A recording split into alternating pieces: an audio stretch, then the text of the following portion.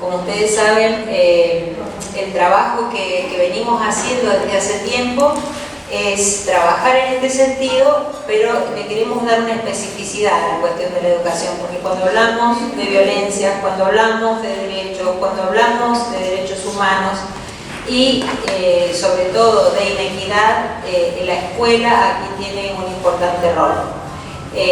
Yo voy a empezar hablando sobre este paradigma de educación inclusiva. En este sentido quiero aclarar algo.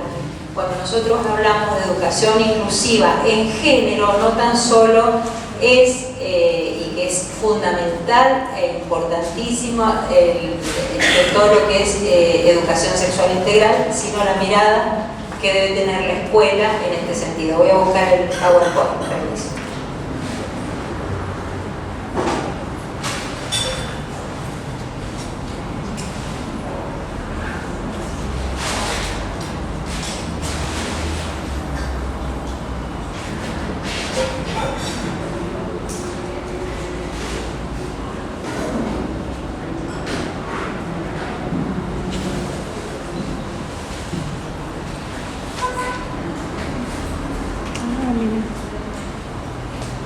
La idea es que podamos ir trabajando y todo lo que quieran ustedes preguntar me parece que es una instancia buena. No hace falta que se les dé la palabra en ese sentido, sino que podemos ir conversando. Bueno, cuando nosotros hablamos sobre educación inclusiva y igualdad de género, vemos que tanto la Argentina como también a nivel mundial, digamos, la normativa que hay es sumamente rica, tanto lo que ha trabajado Naciones Unidas, lo que se ha trabajado en los ODS, lo que se ha trabajado en distintas convenciones internacionales, o sea que leyes y convenciones internacionales es lo que sobra. Y por suerte en la Argentina hubieron momentos realmente muy importantes, sobre todo la Ley de Educación Nacional, la 26206 fue importantísima. ¿Por qué? Porque está inspirada en un principio de educación inclusiva. Luego tenemos el Plan Nacional contra la Discriminación, que es del año 2005. Este Plan Nacional, que ya tiene una ley anterior, pero fue muy importante, fue un decreto presentado por Néstor Kirchner y que hasta el día de hoy no hay otro plan nacional que no sea este. Hay mucho debate acerca de esto, pero todavía no ha habido un nuevo plan nacional que hable de los grupos vulnerabilizados, que hable de las mujeres en relación a la educación. Después, por supuesto, está la Ley de Financiamiento Educativo y, por último, la tan necesaria Ley de Educación Sexual Integral, la 26150, que, como ustedes saben, y ya lo vamos a abordar, tiene un estado parlamentario todavía para agregar algunas modificaciones. Bueno, en ese sentido, ¿qué entendemos por educación inclusiva? Desde lo ideológico, significa el compromiso de valores éticos, de libertad, de igualdad, respeto, compromiso, solidaridad, diálogos. ¿Y qué significa? Significa que todos los componentes del proceso de aprendizaje apunten al aprendizaje, como bien se dice, de los derechos humanos como forma de acceder al ejercicio pleno de los mismos, ¿no? Y por el otro lado, es una mirada, es un paradigma en este sentido, inspirado en las grandes convenciones internacionales y en los compromisos que ustedes tienen y que nosotros conocemos en nuestro país. Como bien sabrán, la Argentina, a diferencia de otros países, tiene un recorrido en derechos humanos que son políticas públicas y que más allá de gobiernos de más de derecha, de más de izquierda, ha salido la gente a hacer respetar este paradigma, ¿no? Y que se ha llevado en la vida de 30.000 detenidos desaparecidos. En este sentido, la educación inclusiva tiene este principio rector. Bueno, ¿y qué es la educación en derechos humanos y en igualdad de género? Esto tiene su particularidad. Nosotros vemos, y como ustedes, no sé cuántos hay docentes acá, ¿muchos? Bueno, cuando hemos pasado por las aulas de los profesorados, en la formación, allá está Claudia Bani, nosotros tenemos 3 reconocimientos, al menos 3 reconocimientos de lo que es el currículum. El currículum es lo que se enseña en la escuela. Tenemos el currículum explícito, que es lo que está escrito, lo que está en los programas, lo que está en la currícula provincial, institucional, en el proyecto educativo institucional. Después tenemos un currículum nulo, que es lo que no se enseña, es aquello que está ausente, porque esto es un debate, es un embate, que es lo que considera valiosa una sociedad como contenido. Hay contenidos que son nulos y que están en debate permanente. Allá tenemos al compañero Brenner, que le voy a pedir que pase, que nos acompañe. Viene con su niña. Muy bien. Y por último, el currículum oculto. El currículum oculto es el mensaje que se da de la cultura escolar a las situaciones racionales. Es implícito, se transmite de manera inconsciente y forma en valores y actitudes. Ejemplo, la omisión de medidas para contener la diversidad sexual o la cultural o de género.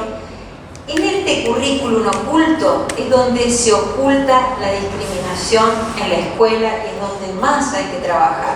Es aquello que está, que se puede decir, pero que tiene connotaciones, que puede ser despectivo hacia grupos, que puede tener una carga valorativa sobre aquello que se trabaja.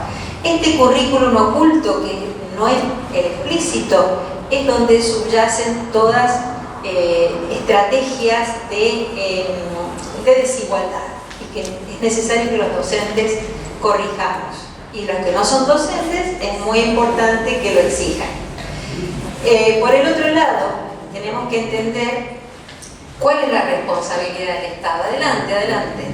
Bienvenido, Gabriel, nos está acompañando. Muchos dicen que te conocen, Gabriel, ¿eh? Hola. Perdón, buenas tardes. Sí, bienvenido. ¿Cómo estás? Bien, hemos largado porque esto lo que habían comenzado. Bueno, como verán, el Estado tiene responsabilidades. Primero, garantizar físicamente las escuelas, los edificios, los patios, los lugares accesibles, los trayectos y entornos seguros.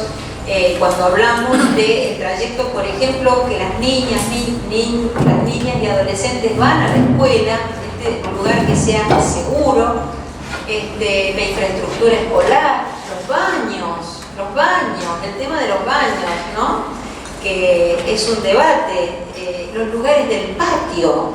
¿Cuántas veces ahora por suerte cada vez más mujeres, más niñas y adolescentes juegan al fútbol, pero muchas veces, ¿qué espacio le quedaba para la recreación, para el juego, a las mujeres, los rincones de los jardines de infantes? Depende del nivel, tenemos que ver también cómo se distribuye el espacio geográfico. Por el otro lado, la responsabilidad del Estado, que es establecer estos currículos que estábamos hablando, los materiales educativos no estereotipados. Con el Ministerio de Educación, en el gobierno anterior, entre el INADI y el Ministerio de Educación, logramos revisar los manuales escolares.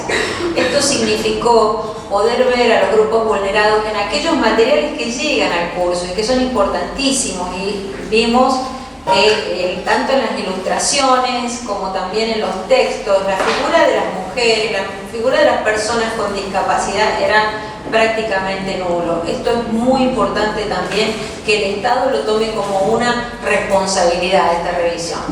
Por el otro lado, asegurar la protección y prevención contra el abuso sexual, otra obligación del Estado, y asignar recursos humanos, fundamental, el tema del financiamiento educativo. Nosotros hasta hace poco hemos tenido docentes que han perdido la vida dando un vaso de leche, ¿no? ¿Qué sucede con el financiamiento de los recursos humanos, el financiamiento, los libros, la capacitación para los docentes, la formación? ¿Y de qué modo se puede contribuir a la educación no discriminatoria en géneros? Esto es, digamos, algunos ítems para que después podamos dialogar, porque esa es un poco la idea: desarrollar materiales didácticos que promuevan la igualdad de géneros, previniendo conductas discriminatorias hacia la diversidad. Nosotros tenemos que ser conscientes y tenemos que dejar en claro y mostrar cuando hay discriminación hacia la diversidad de las mujeres, desarticulando también los prejuicios existentes. Vos sos mujer, vos esto no lo podés hacer, no tenés fuerza, no vas a poder, no sos tan inteligente, estas cuestiones también, y otorgando importancia al respeto de las mujeres y la diversidad. Hay algo que han trabajado mucho en algunos países y acá también, aunque no esté llamada de esa manera, la coeducación, que es la educación inclusiva, pero específicamente en cuestiones de género. Quienes han trabajado un montón y tienen una experiencia muy vasta en este sentido son los españoles. Gabriel, vos quizá tengas otros datos más para contar al respecto. Y el modelo coeducativo no tan solo significa el abordaje de un proyecto que no es tan solo un proyecto educativo, sino que es una política pública, una política de Estado, y que se lleva a nivel escolar. No es tan solo importante que intervengan los docentes, los alumnos, la escuela, sino que el proyecto coeducativo tiene mucho que ver con el trabajo que se realiza con las familias. Es muy importante que la escuela intente abordar las cuestiones de desigualdad dentro de las familias de nuestros alumnos. Hay experiencias riquísimas. Yo les invito a que miren a través de internet algunos proyectos coeducativos que hay, que son realmente muy interesantes. Y para trabajar en un modelo educativo no sexista. Yo les voy a contar algo. El sexismo, que es un poco lo que está en la placa acá atrás, es la forma de discriminación hacia las mujeres. Tiene particularidades, así como se discrimina a personas con discapacidad, afrodescendientes, a personas provenientes de pueblos originarios o indígenas, hacia la diversidad. El sexismo, puntualmente la discriminación hacia las mujeres y las diversidades.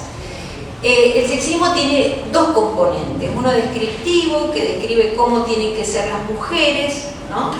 Y un componente aún que es el más colonizante hacia nosotras y hacia la diversidad, que es el prescriptivo, que es lo que nos dicen cómo tenemos que ser las mujeres, cómo nos debemos vestir, cómo nos debemos comportar, ser las segundas detrás del varón, tolerar situaciones de desigualdad, de violencia. El prescriptivo, que es propio del sexismo, de las prácticas discriminatorias hacia las mujeres, es el que contiene esta cuestión colonizante, ¿no?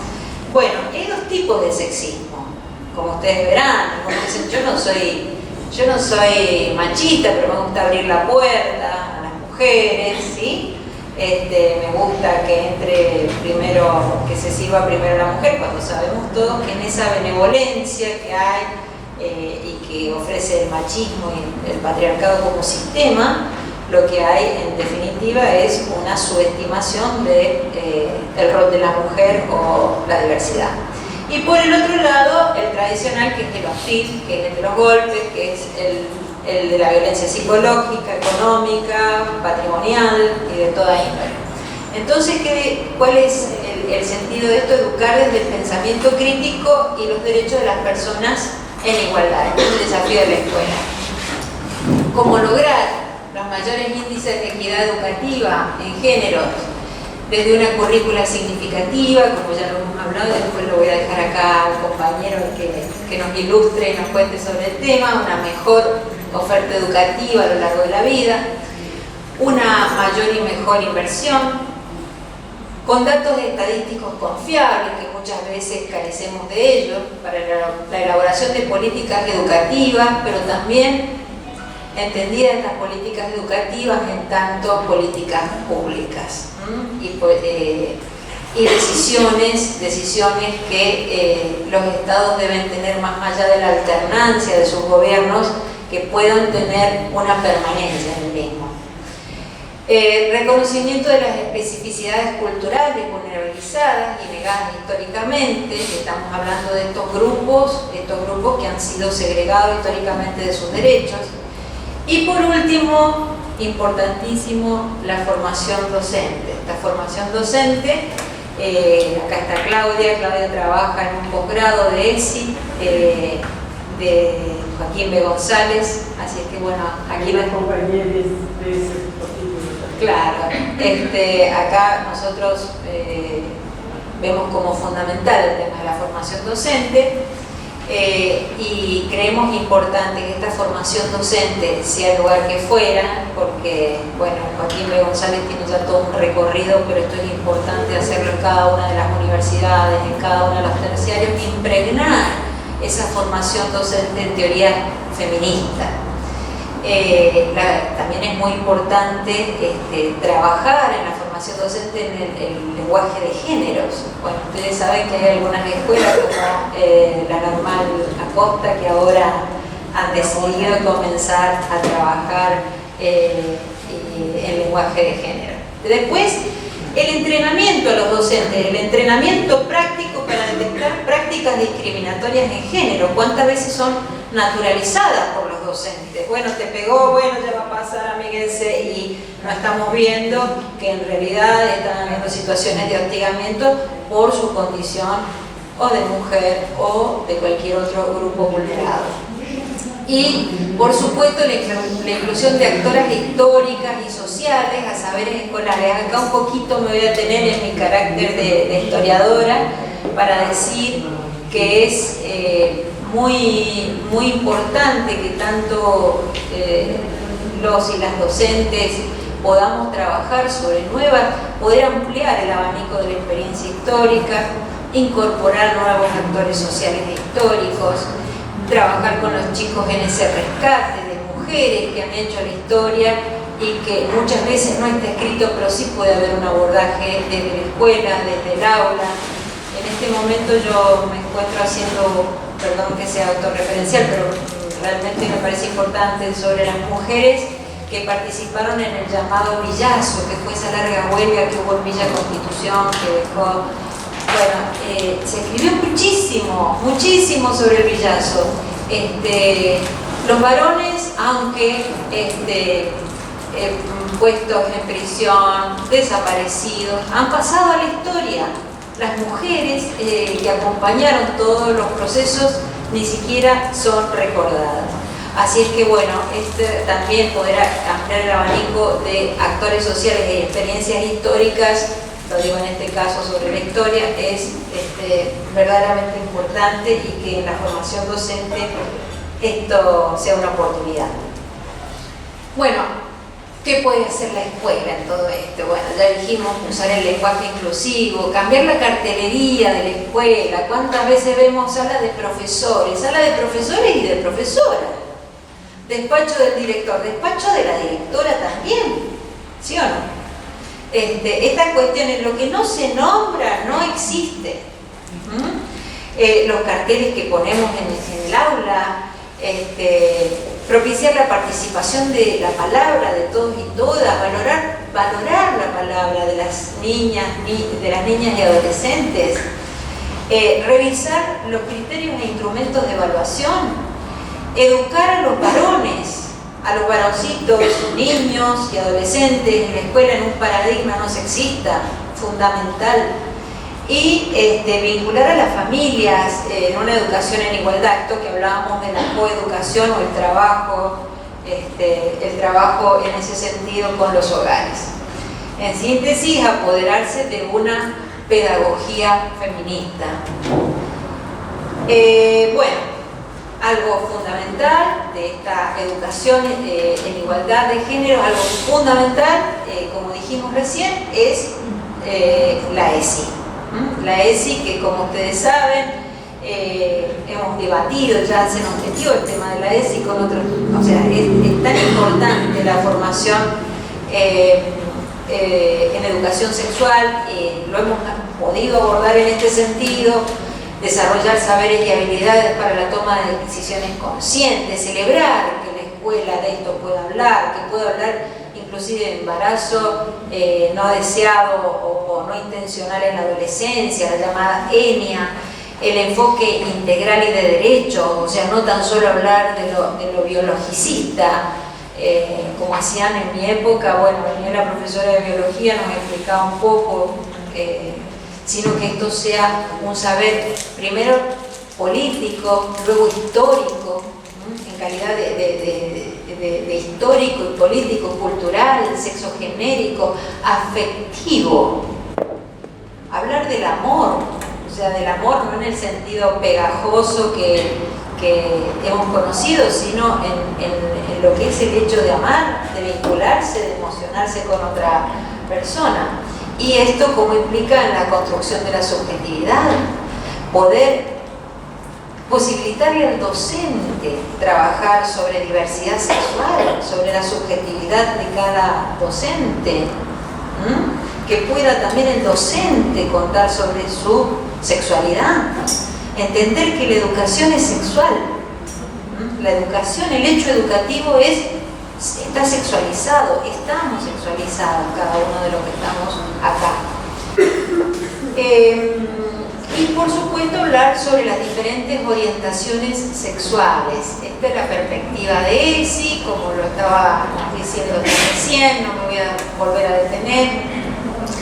Y este contexto de la ESI, que ya la ESI, ¿cuántos años tiene? 13 años, desde 2006 a la actualidad, se ha ido enriqueciendo a través de distintos debates, a través de distintas formaciones, a través de distintas inquietudes sociales, como el movimiento Ni Una Menos, las leyes de matrimonio igualitario, identidad de género, no estaban las leyes de matrimonio e identidad en el 2006, sino que esto se va alimentando. El movimiento por el derecho al aborto legal, seguro y gratuito, o sea, esto no se da en la nada, esto se da en una fuerte disputa de sentido desde la sociedad. Se dan nuevas construcciones de género más igualitarias y por último en el crecimiento de organizaciones estudiantiles, ¿no? Que acá hay muchas compañeras y compañeros. Bueno, ¿qué hay que hacer para que la ESI se cumpla? Para que la ESI realmente, porque estamos cansados de escuchar chicos que dicen, che, la verdad es que está todo muy lindo, la ley, todo lo que ustedes declaman, pero a nosotros nos gustaría tener mucha más formación en ESI desde la escuela. O nos encontramos con obstáculos de padres que dicen, con mi hijo no te metas, y con tu hijo me voy a meter, porque si no, tu hijo se va a meter en una sociedad sin las herramientas necesarias para ser una sociedad en paz, en definitiva, sin violencia. ¿Qué necesitamos entonces para que la ESI arranque con toda su fuerza? Además de la formación, como habíamos dicho, una fuerte voluntad política, una decisión dentro de los estados nacionales, de las jurisdicciones, es decir, de cada una de las provincias, poder compatibilizar. Y hay una herramienta interesantísima para tener en cuenta, que es los sindicatos. Los sindicatos, ¿por qué? Porque primero están en condiciones, por supuesto, académicas de hacerlo, pero además es el lugar donde esos docentes que están desarrollando la ESI, están llevando a cabo la enseñanza de la ESI, van a encontrar también un refugio ante carencias que puedan ocasionarse dentro del sistema educativo. Es muy importante. De todas maneras,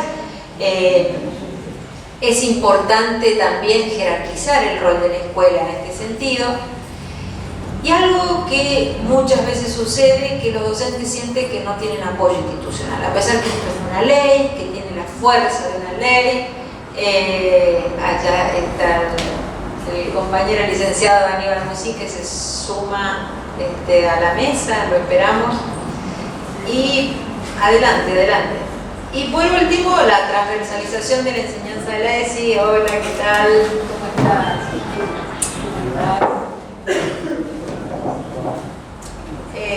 La transversalización de la ESI para que tenga esta mirada integral y que se incorpore también la cuestión del placer humano. ustedes saben, y hoy me puse a mirarlo, que hay un proyecto de ley de reforma de la ESI, ¿sí? Este proyecto de ley por ahora tiene un dictamen consensuado en la Cámara de Diputados al día de hoy, y acá ha contado con los votos tanto del oficialismo y de la oposición. Tiene estado parlamentario hasta el 2020, esperemos que ese estado parlamentario no se pierda. Ha pasado por las comisiones de educación y de familia, mujer, niñez y adolescencia. Bueno, todo lo que no es varón es familia, mujer. Estas dos comisiones han trabajado en este sentido, y lo que se busca es evitar los obstáculos que hasta la fecha, por cuestiones ideológicas, han impedido, ideologías conservadoras han impedido la enseñanza de la ESI. Se declara la ESI una ley de orden público de aplicación obligatoria. No es una cuestión, no, nosotros somos una iglesia, una escuela religiosa y entonces esto nos lo enseñamos, es de orden público. Evita que cada escuela adopte contenidos de acuerdo a su ideario institucional, y los contenidos tienen que ser laicos y científicos. Esta reforma de la ESI también tiene que tener un gran respeto por la diversidad y distintas formas de vida. Esto se agregó un poco porque la primera ley, si bien no lo decía explícitamente, era bastante heteronormativa, y luego se pensó más en un carácter de diversidad. Y por el otro lado, la actualización de los contenidos y la enseñanza transversal. Bueno, esperemos que esta modificación a la ley salga pronto, porque completa, incorpora las nuevas leyes, estas leyes, como veníamos hablando, de diversidad sexual, de matrimonio igualitario, de la ley de identidad de género. Bueno, y también a los docentes se les exige formación, pero también tienen que tener una fuente de posibilidades en este sentido. La fuente de posibilidades es estar dentro de un ámbito que celebre que la escuela hable sobre sexualidad, sobre sentimientos, abusos, formarse en la ESI, capacitarse en habilidades y estrategias áulicas, de acuerdo al nivel de enseñanza, saberse respaldados institucionalmente. Vuelvo con este tema, la responsabilidad que tienen los cuerpos directivos también de hacer que ese docente pueda desarrollar la ESI y llevarla a cabo, trabajar sobre aquello que todavía es una incertidumbre, compartir instancias de formación y reflexión con otros docentes. Bueno, esto es una mirada que permita, en definitiva, desestructurar estos saberes que no son compartimentos estancos, que no son cuestiones rígidas, que tenemos que tener una visión crítica, que tenemos que problematizar, que podemos tener casos muy complejos dentro de lo que es la educación, la enseñanza, casos de alumnos en concreto, situaciones también de abuso dentro de la escuela, ponerlo sobre la mesa. Ponerlo sobre la mesa fundamentalmente. Esto es una visión crítica, una visión que devele, que corra. Uy, me están diciendo que me calle. Bueno, y por último, también a los alumnos la posibilidad de hablar de sexualidad, cuestionar el adultocentrismo, por el otro lado exigir formación. Los chicos pueden exigir formación en noviazgos violentos, en matrimonio con convivencia a temprana edad, también de embarazos no deseados dentro de la adolescencia. Y bueno, también por el otro lado romper el binarismo, se es nena o se es nene heterosexual. Y bueno, tenemos algunos problemas, como ustedes sabrán, estamos bajo un proyecto de país en este momento que es neoliberal, que eso cercena recursos, que eso hace que la información no sea transparente. Ustedes saben bien que el neoliberalismo y el patriarcado son dos caras de una misma moneda, y que deconstruir eso significa no tan solo una política pública, un proyecto educativo, sino que significa un proyecto de país que hoy está en disputa. Bueno, así es que esperemos que pronto el Ministerio de Educación vuelva a ejercer las funciones que ejerció en un comienzo, varios años, ¿no? Y que podamos seguir garantizando la ESI, que es un derecho humano y que es un derecho de los niños, niñas y adolescentes. Y muchísimas gracias.